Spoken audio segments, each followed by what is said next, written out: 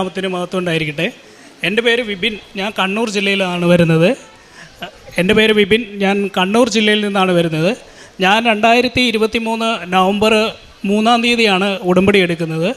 അപ്പോൾ ഞാനിവിടെ വന്ന് ഉടമ്പടി എടുക്കുന്നത് എൻ്റെ കുടുംബം, ഫാമിലി ആയിട്ടുള്ള ചെറിയൊരു ഇതുമൊക്കെ ആയിട്ട് ബന്ധപ്പെട്ടിട്ടാണ്. ഞാനിവിടെ വരുമ്പോൾ എനിക്ക് ഉടമ്പടിയെ പറ്റിയോ കൃപാസനത്തെ പറ്റിയോ അങ്ങനെ ഒന്നും അറിയില്ല. കാരണം ഞാൻ ഒരു നോൺ ക്രിസ്ത്യനാണ്. ഞാനിവിടെ വന്ന് ഉടമ്പടി എടുത്ത് ആദ്യത്തെ 90 ദിവസം കഴിഞ്ഞപ്പോഴും എനിക്ക് അത്ര കാര്യമായിട്ടുള്ളതൊന്നും സംഭവിച്ചിട്ടില്ല. അപ്പോൾ പിന്നെ അത്യാവശ്യം ആദ്യം പത്രം കൊടുക്കാനൊക്കെ വലിയ മടിയും ഒക്കെ ഉണ്ടായിരുന്നു.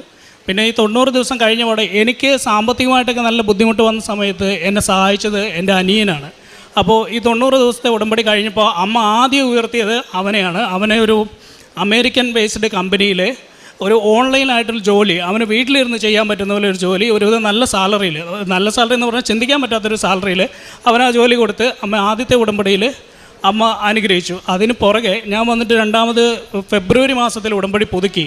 ആ ഉടമ്പടി പുതുക്കി കഴിഞ്ഞിട്ട് ഞാൻ പ്രാർത്ഥിക്കാൻ തുടങ്ങിയപ്പോൾ ഒരു 5-6 ദിവസം കഴിഞ്ഞപ്പോഴത്തേനും ഒരു ദിവസം ഉടമ്പടി തിരി ഉരുകി വീണിട്ട് അതിനകത്ത് ആ തിരി ഉരുകി വീണ മെഴുകു തുള്ളിക്കകത്ത് മാതാവിൻ്റെ കാശിരൂപത്തിലുള്ള മാതാവിൻ്റെ രൂപം എൻ്റെ അടുത്ത് പ്രത്യക്ഷപ്പെട്ടു വന്നു. അത് ഞാനിവിടെ കൊണ്ടുവന്നിട്ടുണ്ട്, അത് സിസ്റ്റർ കാണിച്ചാണ്. പിന്നെ അത് കൂടാതെ അത് കഴിഞ്ഞിട്ട് ഞാനിവിടെ ഇരുന്ന് പ്രാർത്ഥിക്കുകയോ ഒക്കെ ചെയ്യുമ്പോൾ ഒന്നും അറിയില്ല പ്രാർത്ഥിക്കാൻ. അത്യാവശ്യം ഇത് ഓരോന്ന് ജോസഫ് അച്ഛൻ്റെ ധ്യാനങ്ങളും അതുപോലെ സാക്ഷ്യങ്ങളും ഒക്കെ കണ്ട് പഠിച്ചു വരുന്ന ഒരു അവസ്ഥയായിരുന്നു. അപ്പോൾ ഇങ്ങനെ ഇരുന്ന് ഇവിടെ പ്രാർത്ഥിച്ചുകൊണ്ടിരിക്കുന്ന സമയത്ത് എനിക്ക് ഇവിടുന്ന് ഒരു ചേച്ചിയെ പരിചയപ്പെടാൻ പറ്റി. അപ്പോൾ ആ ചേച്ചി ക്രിസ്ത്യനാണ്. അപ്പോൾ ആ ചേച്ചിക്ക് കൂടുതൽ പ്രാർത്ഥനയൊക്കെ അറിയാം. ആ ചേച്ചി എന്തായാലും എൻ്റെ നമ്പർ മേടിച്ചു. പിന്നെ ഞങ്ങൾ തമ്മിൽ ഫോണിൽ സംസാരിച്ച് പ്രാർത്ഥിക്കാനൊക്കെ തുടങ്ങി. അത് കഴിഞ്ഞ് ചേച്ചിയുടെ ആവശ്യങ്ങൾ എനിക്ക് വേണ്ടി ഞാൻ പ്രാർത്ഥിക്കാൻ തുടങ്ങി. അപ്പോൾ നിലവിൽ ഞാൻ ഉടമ്പടിയിലാണ്, ചേച്ചി ഉടമ്പടിയിലല്ല. അപ്പോൾ അങ്ങനെ ഇരിക്കുമ്പോൾ ചേച്ചീൻ്റെ മകള് ജർമ്മനിയിലാണ് ഉള്ളത്. അപ്പം ആ മകളുടെ ഒരു കേസുമായിട്ട് ബന്ധപ്പെട്ട് ഇവിടെ ഒരു ചേച്ചിക്ക് കൊടുക്കാൻ പറ്റിയ ഒരു പവർ ഓഫ് അറ്റോർണി അത് കൊടുക്കണമെന്ന്. സത്യം പറഞ്ഞാൽ ഇതെന്താണെന്ന് എങ്ങനെ ഏതാണെന്നൊന്നും എനിക്കറിയില്ല. ഈ ചേച്ചി പറഞ്ഞ സംഭവം ഞാൻ അതേപോലെ അമ്മയോട് പറഞ്ഞു. അമ്മ ആ സംഭവം ടേക്കപ്പ് ചെയ്തു.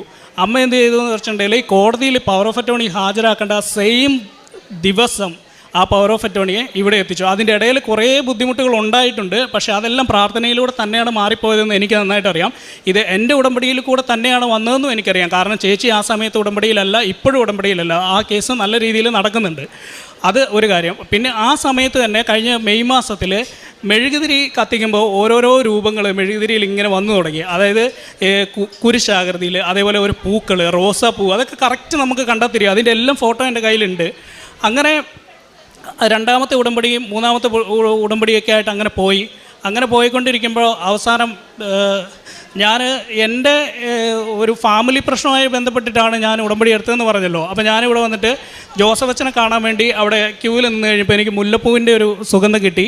അതിനുശേഷം അന്ന് ജോസഫിനെ കണ്ടപ്പോൾ ജോസഫ് അച്ഛൻ ഒന്നും പറഞ്ഞില്ല എന്നോട്. അപ്പോൾ അതെന്താണെന്ന് എനിക്കൊന്നും മനസ്സിലായില്ല. അത് പിന്നെ പോയി പ്രാർത്ഥനയൊക്കെ കറക്റ്റായിട്ട് പോകുന്നു. എല്ലാം കഴിഞ്ഞിട്ട് ഞാൻ രണ്ടാമത് വീണ്ടും ഈ ഒരു ആവശ്യത്തിന് ജോസഫ് അച്ഛനെ കണ്ടു. അപ്പോൾ ജോസഫ് അച്ഛനെ കണ്ടപ്പോൾ അച്ഛൻ എന്നോട് പറഞ്ഞു, നിലവിൽ ഇത് കേസുണ്ടോ എന്ന് ചോദിച്ചു. ഞാൻ പറഞ്ഞു ഇല്ല, കേസൊന്നും ഇല്ല, പക്ഷേ കേസില്ല, പക്ഷേ കേസാവുമെന്നാണ് പറയുന്നതെന്ന് പറഞ്ഞു. അച്ഛനോട് പറഞ്ഞു ഞാൻ പ്രാർത്ഥിക്കാമെന്നും പറഞ്ഞിട്ട് അച്ഛൻ എനിക്കൊരു കാശുരൂപമൊക്കെ തന്നിട്ട് വിട്ടു. ഞാൻ ആ കാശുരൂപം എൻ്റെ കഴുത്തിലുണ്ട്, അത് വിട്ടിട്ട് എന്നും പ്രാർത്ഥിക്കും, എല്ലാം ചെയ്യും. അപ്പോൾ അങ്ങനെ ഇരിക്കുമ്പോൾ ഒരു ദിവസം ജോസഫ് അച്ഛനെ എനിക്ക് സ്വപ്നത്തിൽ കാണാൻ പറ്റി. അപ്പോൾ ജോസഫ് അച്ഛനെ സ്വപ്നത്തിൽ കണ്ടു കഴിഞ്ഞപ്പം എന്താ സംഭവിച്ചതെന്ന് വെച്ചിട്ടുണ്ടെങ്കിൽ ഞാൻ അച്ഛനോട് ചോദിച്ചു, അച്ഛാ അന്ന് വ്യക്തമായിട്ട് എന്നോടൊന്നും പറഞ്ഞു തന്നില്ലല്ലോ, അപ്പോൾ ഞാൻ എന്താ അതിനകത്ത് വിചാരിക്കേണ്ടത്, എനിക്ക് അതിനകത്ത് ചെറിയ സങ്കടം ഉണ്ട് കേട്ടോ എന്ന് പറഞ്ഞു. അപ്പോൾ അച്ഛൻ എൻ്റെ തോളെ തട്ടിയിട്ട് പറഞ്ഞു, നീ ഒരു നമ്പർ വിചാരിക്കാൻ പറഞ്ഞു. അപ്പോൾ എന്നിട്ട് അച്ഛൻ എന്നോട് പറഞ്ഞു 10,000-നും 1,00,000-നും ഇടയിലുള്ള നമ്പർ ആയിരിക്കണം എന്ന് പറഞ്ഞു. അപ്പോൾ നമ്മൾ സാധാരണ കേട്ടിട്ടുണ്ട് 6 അമ്മയുടെ അക്കമാണ്, 7 അമ്മ പ്രത്യക്ഷപ്പെട്ട ദിവസമാണ്, 2:30 എന്ന് പറഞ്ഞാൽ അമ്മ പ്രത്യക്ഷപ്പെട്ട സമയമാണ്, ഇതൊക്കെ നമുക്കറിയാം. പക്ഷേ ഈ 10,000-നും 1,00,000-നും ഇടയിലുള്ള ഒരു നമ്പർ എന്ന് പറഞ്ഞാൽ ഞാൻ അന്നേരം അച്ഛനോട് പറഞ്ഞു 23,000 എന്ന് പറഞ്ഞു. അപ്പോൾ അച്ഛൻ എൻ്റെ ചിരിച്ചോണ്ട് എൻ്റെ പുറത്തുനിന്ന് തട്ടി, സ്വപ്നത്തിലാണേ, ഒന്ന് പുറത്തുനിന്ന് തട്ടി, എന്നിട്ട് അച്ഛൻ ഒന്ന് ചിരിച്ചു. പക്ഷേ അപ്പോഴത്തേനും എൻ്റെ സ്വപ്നം കഴിഞ്ഞു, ഞാൻ എണീറ്റു. പക്ഷേ ഈ 23,000 എന്താണെന്ന് എനിക്ക് ഒരു പിടുത്തമില്ല. അതുകൊണ്ട് 2-3 ദിവസം ഞാൻ നടന്നു. ഞാൻ അമ്മയോട് ചോദിച്ചു, അമ്മ എനിക്ക് അച്ഛൻ 23,000 എന്നും പറഞ്ഞൊരു നമ്പർ തന്നിട്ടുണ്ട്, ഇതെന്താണെന്ന് എനിക്കറിയില്ല എന്ന് പറഞ്ഞു.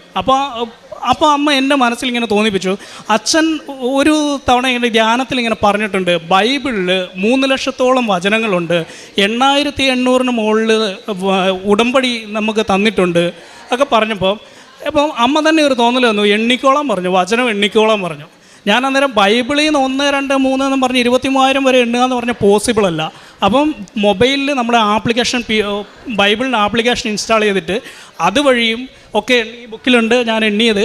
അത് എണ്ണി 23,000 വരെയുള്ള നമ്പർ കിട്ടി. ആ 23,000 എന്നുള്ള നമ്പർ ജെറമിയ 3:17 എന്ന് പറയുന്ന വചനമാണ്. ആ വചനം സത്യം പറഞ്ഞാൽ എനിക്ക് കൃത്യമായിട്ട് ഓർമ്മയില്ല. അത് നിങ്ങൾക്കൊരു ടാസ്ക് ആയിട്ടിരിക്കട്ടെ, നിങ്ങളത് ബൈബിൾ എടുത്തിട്ട് കണ്ടുപിടിക്കണം. പിന്നെ അത് ഇടയ്ക്ക് ഞാൻ വചനം എടുക്കുമ്പോഴൊക്കെ അമ്മ എനിക്ക് ഓരോ വചനം തരും. ശരിക്കും വചനം അതൊരു ബുക്കല്ല, അത് ദൈവം തന്നെയാണ് നമുക്ക് മനസ്സിലാവും. കാരണം എന്താണെന്ന് വെച്ചിട്ടുണ്ടെങ്കിൽ എനിക്ക് ഒരു തവണയല്ല 2 തവണ കിട്ടിയത് 2 മക്കബേർ 7:26 എന്ന് പറയുന്ന വചനമാണ്. ആ 2 മക്കബേർ 7:26 എന്താണെന്ന് വെച്ചാൽ, നിർബന്ധം കൂടിയപ്പോൾ അവൾ പുത്രനെ പ്രേരിപ്പിക്കാമെന്ന് ഏറ്റു എന്ന്. അതാണ് വചനം. ആ സംഭവം എന്ന് വെച്ചിട്ടുണ്ടെങ്കിൽ അത് ശരിക്കും അഭിഷേകമുള്ളൊരു വചനമായിട്ട് ഞാനിപ്പോൾ ആ വചനം പറഞ്ഞാണ് എന്ത് കാര്യം പറഞ്ഞാലും പ്രാർത്ഥിക്കുന്നത്. കാരണം അമ്മയെ നമ്മൾ നിർബന്ധിക്കുമല്ലേ, അമ്മയെ നിർബന്ധിച്ച് അമ്മയ്ക്ക് മകനോട് പറയാതിരിക്കാൻ പറ്റത്തില്ലല്ലോ, അതേപോലത്തെ ചെയ്ത്തല്ലേ നമ്മൾ ചെയ്യുന്നത്. അപ്പം അങ്ങനെ പറഞ്ഞ് ആ ഒരു വചനം എനിക്ക് അഭിഷേകമായിട്ട് എല്ലാ കാര്യത്തിലും ഞാനത് പറഞ്ഞ് പ്രാർത്ഥിക്കുന്നു. അതിനുശേഷം ഈ ജോസഫ് അച്ഛൻ പ്രത്യക്ഷപ്പെട്ടതിന് ശേഷം ഒരു ദിവസം ഇതേപോലെ ഉറക്കത്തിൽ അമ്മ എനിക്ക് പ്രത്യക്ഷപ്പെട്ടു.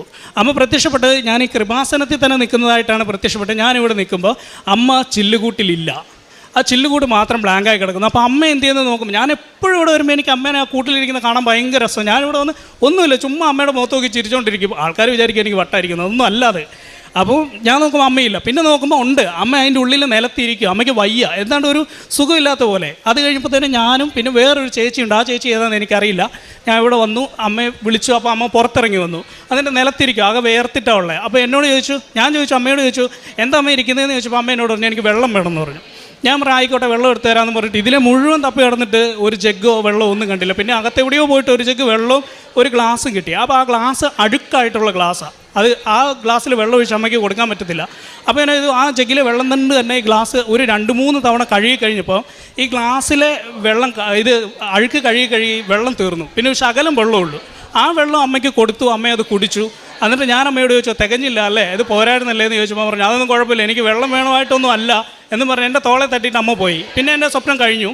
അപ്പോൾ ഇതെന്തുകൊണ്ടാണ് ഇങ്ങനെ കണ്ടതെന്ന് പറയുമ്പോൾ ഞാൻ പറഞ്ഞില്ല ഇവിടുന്ന് പരിചയപ്പെട്ട ഒരു ചേച്ചിയുണ്ടെന്ന്. ആ ചേച്ചിയോടും അങ്ങനെയുള്ള വേറെ കുറച്ച് ആളുകളൊക്കെ ഉണ്ട്. അവരോടൊക്കെ ചോദിച്ചു കഴിഞ്ഞപ്പോൾ അവരെന്നോട് പറഞ്ഞു നീ എടുത്ത ഗ്ലാസ്സിൽ അഴുക്ക് കണ്ടതെന്ന് പറഞ്ഞിട്ടുണ്ടെങ്കിൽ നിൻ്റെ ആത്മീയ ജീവിതത്തിലോ എന്തെങ്കിലുമൊക്കെ ഒരു കുറവായിട്ടായിരിക്കും അമ്മ ഇത് കാണുന്നത്. അപ്പം അത് നിനക്ക് ക്ലിയർ ആക്കാനുള്ളതേ ഉള്ളൂ. അത് കഴുകി കഴിഞ്ഞപ്പോൾ വൃത്തിയായത് കണ്ടതും. അതുകൊണ്ട് നീ ഒരു കാര്യം ചെയ്യുക, കുറച്ചും കൂടെ പ്രേക്ഷിത പ്രവർത്തനമോ കാരുണ്യ പ്രവർത്തികളൊക്കെ ശക്തമാക്കാൻ പറഞ്ഞു. അപ്പോൾ ഇത് ഞാൻ ശക്തമാക്കി. പ്രേക്ഷിത പ്രവർത്തികളും കാരുണ്യ പ്രവർത്തികളും ശക്തമാക്കി കഴിഞ്ഞപ്പോൾ പത്രം കൊടുക്കലൊക്കെ ആദ്യം മടിയായിരുന്നു. പിന്നെ അതൊക്കെ കൊടുത്ത് ഏതാണ്ട് എല്ലാ മാസവും ഞാനിവിടെ വരും, ഒരു 2 കെട്ട് 3 കെട്ട് പത്രം മേടിച്ചുകൊണ്ട് പോകും, കൊടുക്കും, അങ്ങനെയായിരുന്നു. അപ്പോൾ ഇതെല്ലാം കൊടുത്തു കഴിയുമ്പോൾ അമ്മ വീണ്ടും എനിക്ക് പ്രത്യക്ഷപ്പെട്ടു. അത് പ്രത്യക്ഷപ്പെട്ടത് എൻ്റെ ബെഡ്റൂമിൽ, ഞാൻ കിടന്നുറങ്ങുന്ന ബെഡ്റൂമിൽ തന്നെയാണ്. പക്ഷേ അവിടെ അമ്മ പ്രത്യക്ഷപ്പെട്ടത് ഈ നിറമല്ല, അമ്മയ്ക്കൊരു പിങ്ക് അങ്ങനത്തെ ഒരു നിറമായിരുന്നു, ഫുള്ളായിട്ട് പിങ്ക് നിറം. അമ്മയുടെ കയ്യിലൊരു സഞ്ചിയുണ്ട്. അപ്പോൾ ഈ സഞ്ചിയിൽ നിറഞ്ഞ് അത് സ്വപ്നമാണോ സത്യമാണോ എന്ന് എനിക്കിപ്പോഴും പറയാൻ പറ്റില്ല. കാരണം എനിക്ക് പകുതി ബോധമുണ്ട്, കണ്ണ് തുറന്നാണ് കിടക്കുന്നത്. അങ്ങനെ ഒരു അവസ്ഥയിലാണ് ഞാൻ അമ്മയെ കാണുന്നത്. അപ്പോൾ അമ്മ എന്നോട് പറഞ്ഞു ഈ സഞ്ചിക്കകത്തുള്ളത് മുഴുവൻ നിനക്കുള്ളതാണെന്ന് പറഞ്ഞു. ഇതിനകത്ത് മുഴുവൻ നിനക്ക് വേണ്ടി കരുതി വെച്ചിരിക്കുന്നതാണ്, ഇത് മുഴുവൻ നിനക്കുള്ളതാണെന്ന് പറഞ്ഞു. അപ്പോൾ ഞാൻ ഇതെന്താ സംഭവം എന്ന് വെച്ചിട്ടുണ്ടെങ്കിൽ അങ്ങനെ നോക്കിയപ്പോൾ അമ്മ എന്നോട് പറഞ്ഞു അമർത്തി കുലുക്കി നിറച്ചളർന്ന് നിൻ്റെ മടിയിലേക്ക് ചൊരിയാൻ വേണ്ടി ഞാൻ വെച്ചിരിക്കുന്നതാണ്, ഇത് ഓരോന്നായിട്ട് നിനക്ക് ഞാൻ തരുമെന്ന് പറഞ്ഞു. അതും കഴിഞ്ഞിട്ട് അതെനിക്ക് ഭയങ്കര സന്തോഷമായി. കാരണം നമുക്ക് ചിന്തിക്കാൻ പറ്റാത്തൊരു കാര്യമാണല്ലോ. അത് കഴിഞ്ഞിട്ട് ഇങ്ങനെ ഇരിക്കുമ്പോഴാണ് വേറെ ഒരാൾക്ക് വേണ്ടി ഒരു സാമ്പത്തികത്തിൻ്റെ ഒരു പ്രശ്നം ഉണ്ടായിരുന്നു. അപ്പോൾ ആ പുള്ളിക്കാരൻ എന്നോട് ഇങ്ങനെ ഒരു പൈസ കൊടുക്കാനുണ്ട്, എന്നാണ് ചെയ്യുന്നതെന്ന് ചോദിച്ചു. ഞാൻ പറഞ്ഞു ഒന്നും പേടിക്കണ്ട, ആ പൈസ കൊടുക്കേണ്ട ഡേറ്റിന് ആ പൈസ ആവത്തില്ല, അത് കൊടുക്കാനും പറ്റത്തില്ല. പക്ഷേ ആരും ഉപദ്രവിക്കാൻ വരത്തില്ല, മാനസികമായിട്ടൊരു ബുദ്ധിമുട്ടോ കാര്യങ്ങളോ ഒന്നും ഉണ്ടാക്കത്തില്ല. അതുകൊണ്ട് ഒന്നും പേടിക്കാൻ വേണ്ട, ആ ദിവസം അങ്ങ് കഴിഞ്ഞു പോകും. ഒന്നെങ്കിൽ അവധി നീട്ടിക്കിട്ടും, അല്ലെങ്കിൽ ആ പൈസ അവർ വേണ്ടാന്ന് പറയും, അല്ലെങ്കിൽ അത് എങ്ങനെയെങ്കിലും അത് കഴിഞ്ഞു പോകും. പൈസ എന്തായാലും ഞാൻ കാണുന്നില്ല എന്ന് പറഞ്ഞു. അതങ്ങനെ തന്നെ സംഭവിച്ചു. ആ പൈസ ഇല്ലാതെ തന്നെ ആ പ്രശ്നം പരിഹരിച്ചു. ഒരു കുറച്ച് നാളത്തേക്കും കൂടെ അവധി നീട്ടിക്കൊടുത്തിട്ട് അത് സംഭവിച്ചു പോയി. ഞാൻ ശരിക്കും പറഞ്ഞാൽ ഈ അഖണ്ഡ ജപമാല റാലിക്ക് വരാൻ വേണ്ടി ജപമാല ചൊല്ലി പ്രാർത്ഥിക്കാൻ തുടങ്ങി. എനിക്ക് ജപമാല ചൊല്ലാനൊന്നും അറിയത്തില്ലായിരുന്നു. ഇവിടെ വന്നേ പിന്നെയാണ് ഇതെല്ലാം പഠിച്ചത്. അങ്ങനെ പ്രാർത്ഥിക്കുക, ഒരു ദിവസം 2 ജപമാല 3 ജപമാലയൊക്കെ ചൊല്ലാൻ തുടങ്ങി. ഒരു 2 ആഴ്ച കഴിഞ്ഞപ്പോഴത്തേനും എൻ്റെ ഉടമ്പടിയുടെ നീലത്തിരി കത്തി തീർന്നപ്പോൾ ആ തിരി കത്തിച്ചുകൊണ്ടിരുന്ന സ്ഥലത്ത് തിരിയുടെ ബാക്കി പത്രമായിട്ട് നിന്നതാണ് ഇത് അമ്മയുടെ കൂട്ടിലിരിക്കുന്ന അമ്മയുടെ രൂപത്തിലാണ് ഈ സംഭവം ഉള്ളത്. അപ്പോൾ ഇതിനും ഒരു കഥയുണ്ട്. കാരണം എന്ന് വെച്ചിട്ടുണ്ടെങ്കിൽ ഒരു തവണ ഞാൻ ഇവിടെ വന്നിട്ട് ഇവിടെ നിൽക്കുക, ഒരു ദിവസം വൈകിട്ടാണ്, അപ്പോൾ രാത്രി ഒരു 7 മണിയൊക്കെ ആയപ്പോൾ ഞാനിവിടെ വന്നിട്ട് എനിക്ക് അമ്മേനെ ഒന്ന് തൊടണം, എനിക്ക് അമ്മയോട് സ്നേഹം അങ്ങ് കൂടിയിട്ട് എനിക്ക് പറ്റുന്നില്ല, എനിക്ക് വല്ലാതെ അമ്മയോട് പ്രാർത്ഥനയൊന്നും അല്ല, അമ്മയോട് വർത്തമാനം പറഞ്ഞിങ്ങനെ നടക്കുക, അമ്മയോട് സ്നേഹം കൂടിയിട്ട് എനിക്ക് അമ്മേനെ ഒന്ന് തൊടണം എന്നുള്ള രീതിയിൽ ഞാൻ ഇവിടെ വെക്കുമ്പോൾ, അന്ന് ഞാനിവിടെ വരുമ്പോൾ ക്ലിൻ്റൺ അച്ഛനുണ്ടായിരുന്നു. ഞാൻ അച്ഛനോട് പറഞ്ഞു, അച്ഛൻ എനിക്ക് അമ്മേനെ ഒന്ന് തൊടണം എന്ന് പറഞ്ഞു. അപ്പോൾ അച്ഛൻ പറഞ്ഞു, മോനെ നടക്കൂല, കാരണം എന്ന് വെച്ചിട്ടുണ്ടെങ്കിൽ ഉടമ്പടി എടുക്കുന്നവർക്ക് മാത്രമേ ഇവിടെ കയറി പ്രാർത്ഥിക്കാൻ പറ്റുള്ളൂ, പുതുക്കുന്നവർക്കൊക്കെ അവിടെ ഉള്ളിൽ നമുക്കറിയാലോ. അപ്പോൾ ഇവിടെ വന്ന് തൊട്ട് നിനക്ക് അവസരം തന്നു കഴിഞ്ഞാൽ ഇവിടെ ഒരുപാട് പേർക്ക് അവസരം കൊടുക്കേണ്ടി വരും, അത് പിന്നെ ഒരു പ്രശ്നമാകും, അത് ശരിയാവില്ല, നടക്കൂല എന്ന് പറഞ്ഞു. ഞാൻ പറഞ്ഞു ആയിക്കോട്ടെ അച്ഛൻ എന്ന് പറഞ്ഞു. അച്ഛൻ്റെ തലേ കൈവിട്ട് പ്രാർത്ഥിച്ചു, എല്ലാം പോയി. പക്ഷേ ഞാൻ ഇവിടെ നിന്ന് എനിക്ക് അമ്മയെ തൊടണം എന്ന് പറഞ്ഞത് അച്ഛൻ നടക്കൂല എന്ന് പറഞ്ഞ പോസിബിൾ അല്ലാത്തതാണ്ട, പക്ഷെ അമ്മ ഇതിനകത്തിരുന്ന് ഇത് കേട്ടു എന്നുള്ളത് പിന്നീടാണ് എനിക്ക് മനസ്സിലായത്. ഈ മാതാവ് എൻ്റെ അടുത്ത് പ്രത്യക്ഷപ്പെട്ട് വന്നപ്പോൾ ഇത് ഉടമ്പടി തൈലത്തിൻ്റെ കുപ്പിയാണ്. ഈ കുപ്പിക്കകത്ത് ഇത് ഡാമേജ് ആവാതിരിക്കാൻ വേണ്ടി ഞാനിങ്ങനെ ആക്കി, ഇത് ഒരുപാട് പേരെ കാണിക്കണം എന്ന് എനിക്കുണ്ടായിരുന്നു. അപ്പോൾ ഇങ്ങനെ ആക്കി വെച്ച് കഴിഞ്ഞപ്പം ഇതിപ്പോൾ ശരിക്കും ഈ ഇരിക്കുന്ന ചില്ലുകൂടിൻ്റെ ഒരു മിനിയേച്ചർ രൂപമാണ് അല്ലേ, ശരിക്കും തോന്നില്ലേ? കാരണം എന്താണെന്ന് വെച്ചിട്ടുണ്ടെങ്കിൽ ഇതുണ്ടാക്കിയത് ഒരു ശില്പിയാണ്, ഈ ഇരിക്കുന്ന ചില്ലുകൂട്ടിലെ അമ്മയെ ഉണ്ടാക്കിയ ഒരു ശില്പിയാണ്. പക്ഷേ ഈ ചില്ലുകൂട്ടിലിരിക്കുന്ന അമ്മയെ ഉണ്ടാക്കിയത് അമ്മ തന്നെയാണ്. ശരിക്കും ഇത് അമ്മ തന്നെ ഉണ്ടാക്കിയ അമ്മയെ ഞാനിപ്പോൾ ഇത് വെച്ചാണ് പ്രാർത്ഥിക്കുന്നതും എൻ്റെ ആവശ്യങ്ങൾ. സത്യം പറഞ്ഞാൽ എൻ്റെ ഭൗതികമായിട്ടുള്ള ഒരു കാര്യങ്ങളും ഞാനിപ്പോൾ ചോദിക്കലില്ല, ക്ലിയറായിട്ട് ഞാൻ ചോദിക്കലില്ല. അപ്പോൾ അമ്മ ഉടമ്പടി എടുത്തപ്പോൾ ഞാൻ പറഞ്ഞു പോയിട്ടുണ്ടല്ലോ, അത് അമ്മ എന്താണെന്ന് വെച്ചാൽ ചെയ്തു. ഞാൻ ശരിക്കും പറഞ്ഞപ്പോൾ മറ്റുള്ളവർക്ക് വേണ്ടി വേറെ ആൾക്കാർ എന്നോട് പ്രാർത്ഥിക്കാൻ പറയുന്നത് ഒക്കെയാണ് ഞാൻ ചെയ്യൽ. പിന്നെ പ്രാർത്ഥന എന്ന് പറഞ്ഞാൽ ഒരു അത്ര ക്ലിയർ ആണോ എന്ന് ചോദിച്ചാൽ അതും പറയാൻ പറ്റത്തില്ല. കാരണം 5:30ക്കുള്ള പ്രാർത്ഥന കറക്റ്റായിട്ട് നടക്കുന്നുണ്ട്. പിന്നെ വൈകിട്ടത്തെ പ്രാർത്ഥന കൃത്യം സമയമല്ല, എൻ്റെ ജോലിയും കൂടെ കണക്കാക്കിക്കൊണ്ട് അത് ചിലപ്പോൾ അങ്ങോട്ടും ഇങ്ങോട്ടും മാറി, ചിലപ്പോൾ 8:30, ചിലപ്പോൾ 9 മണി, ചിലപ്പോൾ 9. എന്നാലും പ്രാർത്ഥിക്കും. പ്രാർത്ഥന അങ്ങനെ മുടങ്ങിയിട്ടില്ല. പിന്നെ എന്തെങ്കിലും ഒരു ബുദ്ധിമുട്ട് വന്നാൽ ചിലപ്പം 1-2 ദിവസമൊക്കെ മുടങ്ങിയിട്ടുണ്ടെന്നേ ഉള്ളൂ. പിന്നെ ബൈബിള് വായിക്കുന്ന കാര്യത്തിൽ ഞാൻ ആദ്യം ഇവിടെ ഉടമ്പടി എടുക്കുമ്പോൾ എൻ്റെ അടുത്ത് ബൈബിളില്ല. ഞാനൊരു കുറച്ച് ദിവസം ഞാൻ ആപ്ലിക്കേഷനിലൊക്കെ വെച്ച് മൊബൈലിൽ ബൈബിൾ വായിച്ചുകൊണ്ട് പോയി. പിന്നെ ഇവിടെ വന്നപ്പോൾ ഞാനൊരു ബൈബിൾ മേടിച്ചുകൊണ്ട് പോയി. ആ ബൈബിള് സമ്പൂർണ്ണമായിട്ട് ഒരു തവണ ഫുള്ളായിട്ട് വായിച്ച് തീർത്തു. ഇപ്പോൾ രണ്ടാമത്തത് ജോബിൻ്റെ പുസ്തകം ഇനിയിപ്പോൾ തുടങ്ങണം. അതുവരെ ഇന്നലെ വായിച്ച് തീർത്തിട്ടാണ് ഞാൻ ഇങ്ങോട്ട് പോന്നേക്കുന്നത്. പിന്നെ ജപമാല ചൊല്ലുന്നത് എല്ലാ ദിവസവും പരമാവധി ഏറ്റവും കുറഞ്ഞത് 2 എണ്ണം, അതിനുള്ള സമയമേ കിട്ടാറുള്ളൂ ജോലിയുടെ തിരക്കും കാര്യങ്ങളും ഒക്കെ കൊണ്ട്. അപ്പോൾ അങ്ങനെ ചെയ്യലുണ്ട്. പിന്നെ കാരുണ്യപ്രവൃത്തിയായിട്ട് എനിക്ക് ഭക്ഷണം കൊടുക്കലും അങ്ങനെ ഒന്നും പറ്റത്തില്ല. കാരണം ഞാൻ എൻ്റെ ജോലി സ്ഥലത്ത് ഞാൻ ഒറ്റയ്ക്ക് ഒരാളേ ഉള്ളൂ. എനിക്ക് ഭക്ഷണം വെക്കുന്നു, ഞാൻ തന്നെ കഴിക്കുന്നു, ഞാൻ തന്നെ വർക്ക് ചെയ്യുന്നു, എല്ലാം ഞാൻ തന്നെ ആയതുകൊണ്ട് എനിക്കങ്ങനെ ഭക്ഷണം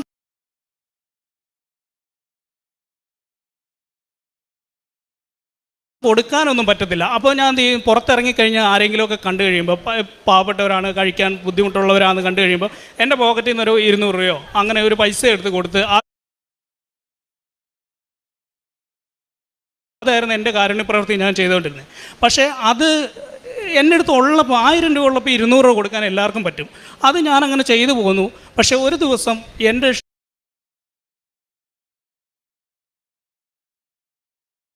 ഞാൻ വർക്ക് ചെയ്തുകൊണ്ടിരുന്ന സ്ഥലത്തേക്ക് ഒരു അപ്പച്ചൻ കയറി വന്നു. ഈ അപ്പച്ചൻ വന്നിട്ട് അപ്പോൾ അപ്പച്ചൻ്റെ എന്തോ ഒരു വാക്കത്തിയോ അങ്ങനെ എന്തോ സാധനം മൂർച്ച കൂട്ടാൻ വേണ്ടി വന്നതാണ്. അപ്പോൾ അപ്പച്ചനോട് ഞാനിത് ചെയ്തു കൊടുത്തു. അപ്പച്ചൻ എന്നോട് പറഞ്ഞു, മോനെ ചായ കുടിക്കാൻ 20 രൂപ തരുമോ എന്ന് ചോദിച്ചു. ഞാൻ അന്നേരം എൻ്റെ പേഴ്സിൽ നോക്കുമ്പോൾ ആകെ 20 രൂപയേ ഉള്ളൂ. എനിക്ക് ആകെപ്പാടെ വിഷമമായിപ്പോയി. കാരണം എന്ന് വെച്ചിട്ടുണ്ടെങ്കിൽ ഈ ഒരു 200 രൂപയെങ്കിലും കൊടുത്തില്ലെങ്കിൽ ഒരു ചായ പോലും കുടിക്കാൻ പറ്റില്ല. അപ്പം എന്ത് ചെയ്യുമെന്ന് ആലോചിച്ചുകൊണ്ട് നിന്നു. പൈസയുണ്ട്, അക്കൗണ്ടിലാണ്, അക്കൗണ്ടിൽ നിന്ന് പൈസ എടുത്ത് കൊടുക്കാൻ പറ്റത്തില്ല അപ്പച്ചന്, അതുകൊണ്ട് കാര്യമില്ല. അപ്പം എന്ത് ചെയ്തു, ഞാൻ എന്ത് ചെയ്യുമെന്ന് ആലോചിച്ചു. അപ്പം പറഞ്ഞു കുഴപ്പമില്ല, ഇത് മതി എന്നും പറഞ്ഞ് പോകാൻ ഇറങ്ങി കഴിയുമ്പോൾ ഞാൻ ചിന്തിച്ചു, എൻ്റെ അടുത്തൊരു കുടുക്കയുണ്ടായിരുന്നു. ആ കുടുക്കകത്ത് ഈ ചില്ലറ പൈസയൊക്കെ കിട്ടുന്നതുകൊണ്ട് അതിനകത്ത് ഇട്ട് വെക്കും. അപ്പം പെട്ടെന്ന് അമ്മ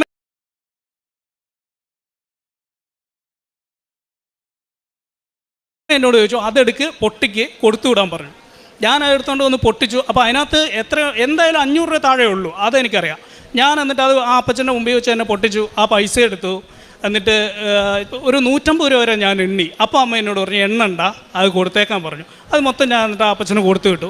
ഞാൻ ഇത്രയും കാലം ഒരുപാട് പേർക്ക് ഞാൻ പൈസ കൊടുത്തിട്ടുണ്ട് ഈ ഒരു വർഷത്തിൻ്റെ ഇടയിൽ. പക്ഷേ അന്ന് ഞാൻ കൊടുത്ത ആ കുടുക്ക പൊട്ടിച്ച് കൊടുത്തത് അത്രയും വലിയ അഭിഷേകം ഉണ്ടായിട്ടുണ്ടെന്ന് എൻ്റെ മനസ്സിൽ അമ്മ എന്നോട് പറഞ്ഞത് എനിക്കിപ്പോഴും അറിയാം. അത് പറയുമ്പോൾ ഇപ്പോഴും എനിക്ക് കുളിര് വരും. കാരണം അത്രയും ഒരു അനുഭവമുള്ളത്. പിന്നെ അമ്മയോടുള്ള സ്നേഹം എന്ന് പറഞ്ഞിട്ടുണ്ടെങ്കിൽ അച്ഛൻ പറയും മറ്റേ എന്താ പറയുക, വിശ്വാസം, പ്രത്യാശ, സ്നേഹം, സമർപ്പണം എന്നൊക്കെ. അപ്പോൾ ഈ ആദ്യം വിശ്വാസം കൊണ്ട് സത്യം പറഞ്ഞ് ഇവിടെ വന്നപ്പോൾ വിശ്വാസം പോലും ഇല്ലായിരുന്നു, കാരണം അറിയില്ലായിരുന്നു. അത് കഴിഞ്ഞിട്ട് പിന്നെ പ്രത്യാശ, എല്ലാം ശരിയാവും, അമ്മയെല്ലാം ശരിയാക്കി തരുമെന്നുള്ളത്. അത് കഴിഞ്ഞിട്ടുള്ള ലെവലിൽ സ്നേഹത്തിലേക്ക് എത്തിക്കഴിഞ്ഞപ്പോൾ അമ്മയോട് സ്നേഹം കൂടി എനിക്ക് പറയാമെന്നറിയില്ല. അമ്മയെ വിളിച്ച് അവസാനം അമ്മേനെ അമ്മൂസേന്ന് വിളിക്കാൻ തുടങ്ങി. അത്രയ്ക്ക് സ്നേഹമായിരുന്നു. ഞാൻ എൻ്റെ കൂട്ടുകാരോടും എൻ്റെ സുഹൃത്തുക്കളോട് എൻ്റെ കൂടെയുള്ളവരോടൊക്കെ പറയും, ജോസഫ് അച്ഛൻ്റെ മുമ്പിൽ അമ്മ പ്രത്യക്ഷപ്പെട്ടു. അപ്പോൾ അച്ഛൻ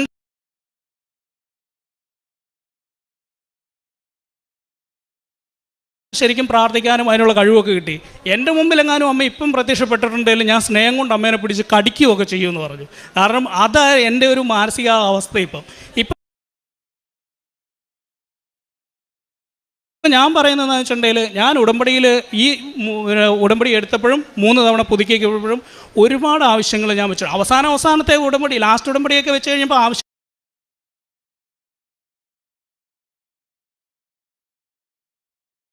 എണ്ണം കുറഞ്ഞു. അന്ന് ആദ്യം ഞാൻ എടുത്തപ്പോൾ എനിക്ക് ഏറ്റവും അത്യാവശ്യമായിട്ടുണ്ടായിരുന്നത് ഈ ലാസ്റ്റ് പുതുക്കിയപ്പോൾ ഏറ്റവും അവസാനത്തെ 6ാമത്തേതായി മാറി. ഇനി അടുത്ത തവണ ഞാനത് പുതുക്കുമ്പോൾ അത് ഞാൻ ഉടമ്പടി പേപ്പറിൽ നിന്ന് ഒഴിവാക്കും. കാരണം എന്ന് വെച്ചിട്ടുണ്ടെങ്കിൽ 1ാം സ്ഥാനം ദൈവത്തിന് കൊടുക്കാനും 2ാം സ്ഥാനം അമ്മയ്ക്കും, അങ്ങനെ ആ ഒരു ഓർഡറിൽ നമ്മൾ താഴേക്ക് വന്നു. ആദ്യത്തെ കോളം ബ്ലാങ്ക് ആയിട്ട് ഇടണമെന്ന് അച്ഛൻ ഇടയ്ക്ക് പറയുന്നത് കേട്ടിട്ടുണ്ട്. ആ ഒരു കോളം ബ്ലാങ്ക് ആയിട്ട് ഇട്ടിട്ടുണ്ടെങ്കിലുള്ള ഗുണം എന്താണെന്ന് വെച്ചാൽ, നമുക്ക് 6 നിയോഗങ്ങളാണ് ഇവിടെ എഴുതാൻ പറ്റുന്നതെന്ന് പറയും. ഈ ആദ്യത്തെ ഒറ്റക്കോളം ബ്ലാങ്കിൽ കിടക്കുമ്പോൾ ഈ 6 മാറി 60 600 നമ്മുടെ ചുറ്റിലും അമ്മ തന്നെയായിരിക്കും. ഒരു അപകടമോ ഒരു പ്രശ്നങ്ങളോ ഒരു ബുദ്ധിമുട്ടോ ഒന്നുമില്ല. സത്യം പറഞ്ഞാൽ ഒന്നുമില്ലെങ്കിലും നാളെ എങ്ങനെ മുമ്പോട്ട് പോകുമെന്ന് ചിന്തിച്ചാലും അത് പോകുക തന്നെ ചെയ്യും. നമുക്കൊരു തട്ടുകേടും കിട്ടാതെ ഈ സംഗതി ഇങ്ങനെ മുമ്പോട്ട് പോയിക്കൊണ്ടേയിരിക്കും. അപ്പം ഇതൊക്കെയാണ് എൻ്റെ സാക്ഷ്യങ്ങൾ. അമ്മ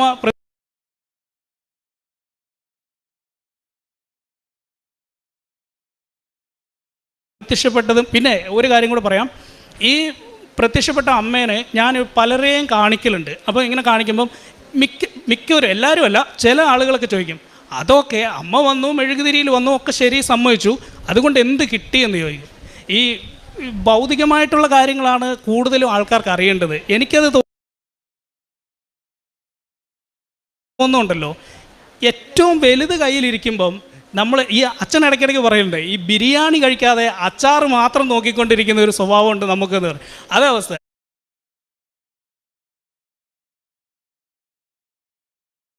ഈ ബിരിയാണി കയ്യിലിരിക്കുമ്പം നമ്മൾ എന്തിനു പിന്നെ അച്ചാറിനെ പറ്റി ചിന്തിക്കുന്നതെന്നാണ് ഞാൻ ചോദിക്കുന്നത്. അപ്പോൾ ഇത്രയൊക്കെയുള്ള എൻ്റെ സാക്ഷ്യം. ഞാൻ അമ്മയ്ക്കും ഈശോയ്ക്കും 1000 നന്ദി പറഞ്ഞു. 1000 അല്ല, 1000 കോടിയല്ല, എൻ്റെ ജന്മം മുഴുവൻ ഞാൻ അമ്മയ്ക്ക് സമർപ്പിച്ചിരിക്കുകയാണ്. ഇനിയും ഞാൻ ഉടമ്പടി തന്നെ ആയിരിക്കും. പക്ഷേ എൻ്റെ ഉടമ്പടിയിൽ ഭൗതികമായിട്ടുള്ള നിയോഗങ്ങളൊക്കെ ഇനി കുറഞ്ഞു വരും. അതെനിക്കറിയാം. കാരണം എനിക്കൊന്നും കിട്ടിയില്ലെങ്കിലും അമ്മ എൻ്റെ കൂടെ ഉള്ളത്, അമ്മ എൻ്റെ കൂടെ എപ്പോഴും ഉണ്ടെന്ന് എനിക്കറിയാം. അത് ഇനിയും ഉണ്ട് ഒരുപാട് പറയാൻ വേണ്ടി. സമയം കുറവായതുകൊണ്ട് ഞാൻ എൻ്റെ സാക്ഷ്യം അവസാനിപ്പിക്കുന്നു. നന്ദി. സകല ജനതകൾക്കും വേണ്ടിയിട്ടുള്ള സന്തോഷത്തിൻ്റെ സദ്വാർത്ത നിങ്ങൾക്കായി ഉദയം ചെയ്തിരിക്കുന്നു എന്ന് ലൂക്കായുടെ വിശുദ്ധ സുവിശേഷം 2 ആട്ടിടയന്മാരോട് ദൈവദൂതന്മാർ പറയുന്നുണ്ട്.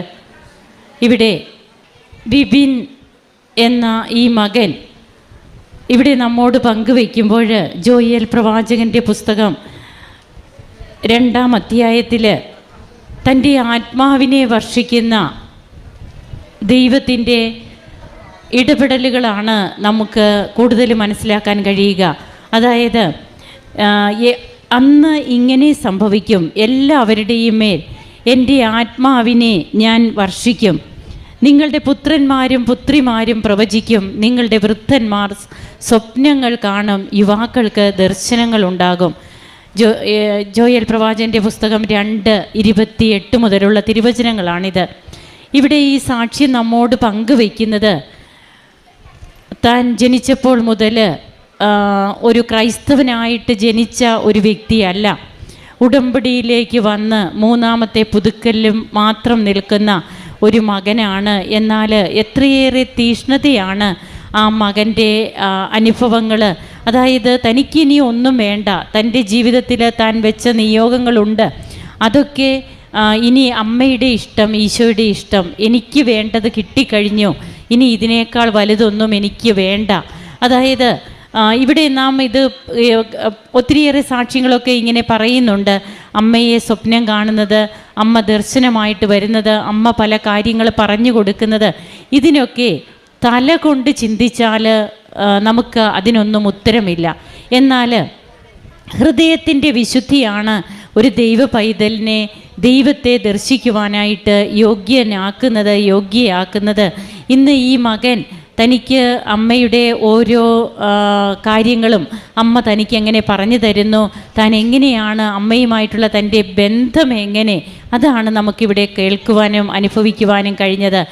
ഇന്ന് തനിക്ക് അമ്മയെയും ഈശോയെയും വിട്ടിട്ടുള്ള ഒരു ജീവിതം തനിക്കിനി ഇല്ല. വിശ്വാസം, പ്രത്യാശ, സ്നേഹം, സമർപ്പണം, ഇതൊക്കെ ബഹുമാനപ്പെട്ട VP ജോസഫ് അച്ഛൻ പറയുന്ന കാര്യങ്ങളാണ്. അപ്പോൾ തനിക്കിന്ന് സ്നേഹത്തിൻ്റെ ലെവലിലേക്ക് താൻ വന്നു കഴിഞ്ഞു, തനിക്കിനി ഇതിൽ കൂടുതലൊന്നും തനിക്ക് വേണ്ട എന്നൊക്കെ ഈ മകൻ പങ്കുവയ്ക്കുമ്പോൾ തൻ്റെ ജീവിതത്തിൽ താൻ ചെയ്യുന്ന കാരുണ്യ പ്രവർത്തനങ്ങൾ, പ്രേക്ഷിത പ്രവർത്തനം, എല്ലാറ്റിലും ഉപരിയായി അമ്മയെയും ഈശോയെയും അനുഭവിക്കാൻ സാധിക്കുക, അമ്മയോട് ഒട്ടിച്ചേർന്നുള്ള ഒരു ജീവിതം. അവൻ സ്നേഹത്തിൽ എന്നോട് ഒട്ടി നിൽക്കുന്നതിനാൽ ഞാൻ അവനെ രക്ഷിക്കുമെന്നാണ് സങ്കീർത്തനം പറയുക. വചനബന്ധിയായ ഒരു ജീവിതമാണ് ഈ ചെറുപ്പക്കാരൻ നയിക്കുക. എന്തിനും ഏതിനും വചനത്തിൽ ആശ്രയിച്ചുകൊണ്ട്, തിരുവചനത്തെ സ്നേഹിച്ചുകൊണ്ട്, വചനം മാംസമായ ഈശോയെ അമ്മ ഉദരത്തിൽ വഹിച്ചു. ഇന്ന് നാം ഹൃദയത്തിൽ ഈശോയെ വഹിക്കുന്നവരാകണം. അതാണ് സമർപ്പണത്തിൻ്റേതായ, സ്നേഹത്തിൻ്റേതായ ഒരു ജീവിതം. അതിന്ന് ഈ മകൻ അങ്ങനെയുള്ള ഒരു ജീവിതം നയിക്കുവാനാണ് താൻ ആഗ്രഹിക്കുന്നതെന്നാണ് ഇവിടെ വെളിപ്പെടുത്തുന്നത്. നമുക്ക് നമ്മുടെ ജീവിതത്തിലേക്ക് നമുക്കൊന്ന് തിരിഞ്ഞു നോക്കാം. നാം എവിടെ നിൽക്കുന്നു? നമ്മുടെ ഉടമ്പടി ജീവിതത്തിലൂടെ നാം എന്താണ് കൂടുതലായിട്ട് ആഗ്രഹിക്കുന്നത്? നാം നിയോഗങ്ങളുടെ പുറകെ പോകുന്ന ഒരു വ്യക്തി മാത്രമായിട്ട് മാറിയോ? അതോ അമ്മയെയും ഈശോയെയും സ്നേഹിച്ചുകൊണ്ട് ഹൃദയത്തിൽ അമ്മ മതി, ഈശോ മതി എന്ന് ചിന്തിക്കുന്ന ഓരോ വ്യക്തികളായിട്ടാണോ നാം മാറേണ്ടത്? നമുക്ക് നമ്മെ തന്നെ വിലയിരുത്താം. കരങ്ങളടിച്ച് നമുക്ക് ഈശോയ്ക്കും അമ്മയ്ക്കും നന്ദി പറയാം.